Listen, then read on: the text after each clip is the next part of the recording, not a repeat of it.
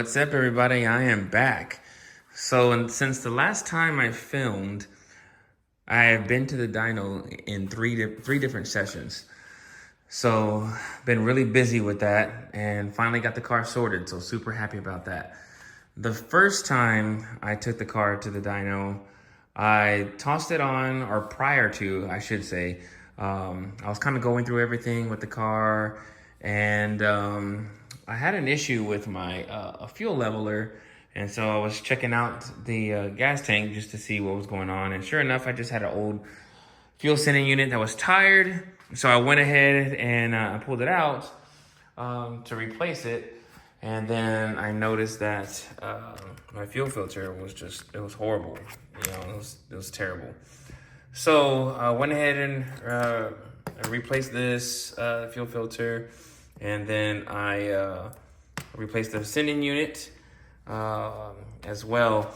And I took it to the dyno, and when I put it on the dyno, just to kind of do a little shakedown, the car did well. It made 1100, about 1120 or so, at about 20 pounds, 21 pounds, somewhere around there. The car did good. However, the air fuel ratio was extremely rich. It was in the bottom 10 and the reason was because I've been using this. I've had a crappy filter in there for a long time.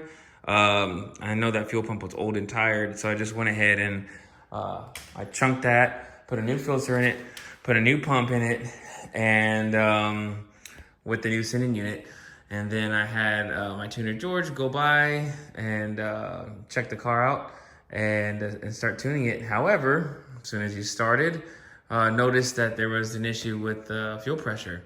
And so for those of you who don't already know, I run an internal pump in-tank, a Walbro in-tank, and then I have a big,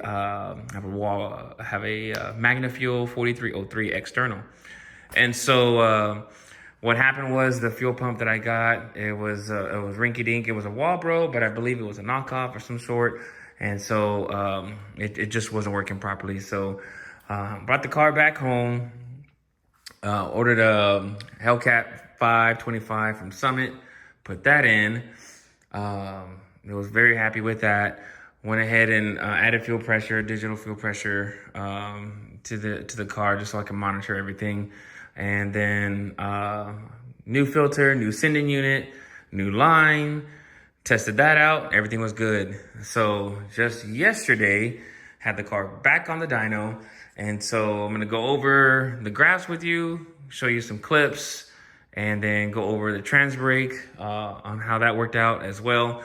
I'm not a good editor, been super busy, so I'm just doing the data talking now, and I'll toss the videos in at the end if you wanna fast forward. But the things that are different on this car, I'm not sure how much I mentioned in the last video, but the things that are different this go around compared to last go around is went through the heads. These are 243s. However, the springs that were on there were the same springs that have been on there since 2020. Also, I'm still running the same FTI level 5 TH400 that was built in 2020 as well. That thing's been working great, knock on wood. However, the heads had some tired springs in it. They weren't horrible, but they were a little tired. So John Henson, my engine guy, went through the heads, new valve springs, valve job, and just kind of tidied some things up on the head. So that was definitely needed. Turbo. The last time the car was on the dyno, it had my original old turbo. Originally it was a Precision Gen 1 journal bearing 8891. That's what I ran on the car for about 10 years. This car's been turbo since 2013, 14. You can go back and look at the 1320 videos from TX2K 13, 14 when it first came out.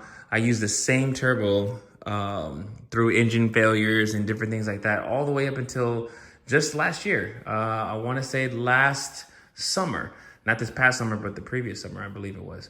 That's when I sent it back to Precision. And so now this is the Gen 2 Pro Mod 8891 ball bearing. The wheels were horrible that were in it because I had some valve issues with some aftermarket heads back in the day. And so little pieces went through the exhaust and all kind of things. And so this turbo made much more efficient power than my previous turbo did. So super happy to have this turbo in the car now.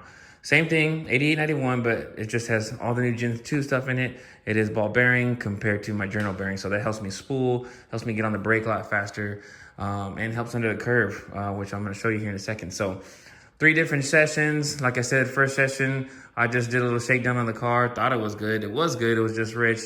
And, you know, I made 1150, 1130. And then second session, when my tuner got there, had a little hiccup with the fuel pump after I replaced the sending unit. And then the last session yesterday went really good. I am in South Texas. It was 97 degrees yesterday. Now we have a cool front, feels amazing outside, but of course my car was on the dyno in some heat. And I'm air to air, but this thing keeps this car very close to or right under ambient. So it's pretty awesome. That's a really nice Bell 6-inch core. So even though it's super hot outside, the intake temperatures are still in the low 100s, which is freaking awesome for hot weather and the car on the dyno. So let's check out the different pulls that we did data-wise. Then I'm gonna throw the videos in at the end. And so first pull, let's zoom in here, there we go. First pull, car made 1086. That was actually the lowest tune that I put in the car. That was 20 pounds of boost, 1086, 1077 torque. It was pretty awesome.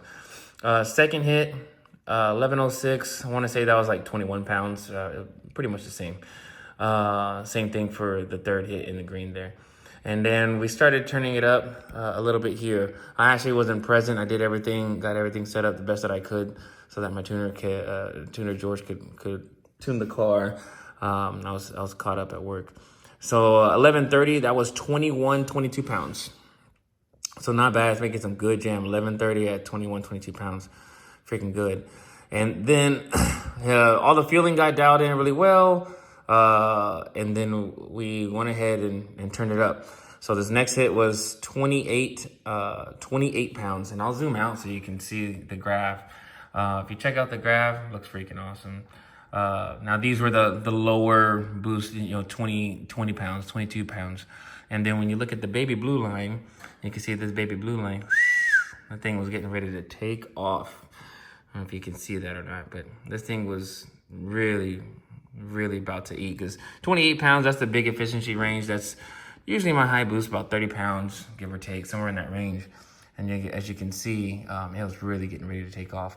And so this is 28 pounds of boost, made 1245, 1300 torque, and my tuner shut it down. George shut it down right at 6,000 RPMs.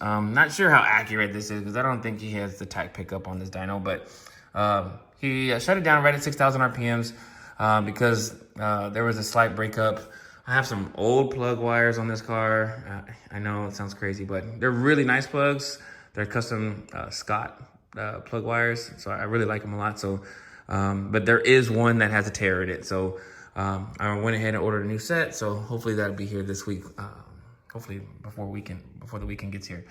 But the fueling is dialed in, and so we're good there. So once it had that misfire, that kind of shut us down a little bit early. But as you can see, it was trending pretty hard. I revved this car out to 8,500. So I'm thinking that rip, what do you think it would have made?